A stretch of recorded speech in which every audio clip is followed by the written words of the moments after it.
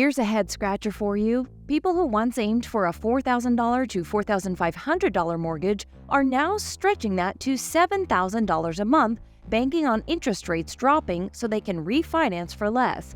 A daring gamble with personal finance, don't you think? So let's crunch some numbers. To manage a $7,000 mortgage payment without committing more than 30% of your income, you need to be earning around $280,000 a year. With a 10% down payment for a 30-year loan at a 7% interest rate, you could technically afford a $905,000 home. That's a cool $90,500 to fork over as down payment. Let's not forget those extra costs: regular maintenance, unplanned expenses, and those irresistible Home Depot runs. Your total housing expense isn't just your mortgage.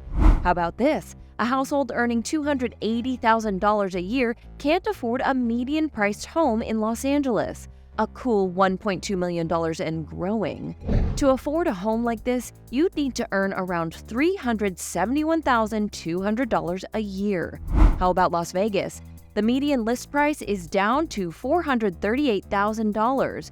Still, you'd need a down payment of $43,800 and a monthly income of around $11,293. Don't forget the potentially whopping $470 electric bills for your AC. So, what's the point of all this? You don't need to move to Toledo, Ohio, where the median house price is just $120,000 to find affordable housing. But our free advice? Think twice before setting your sights on a $7,000 a month mortgage. Remember, even when you can afford it, it's wise not to get too carried away with money.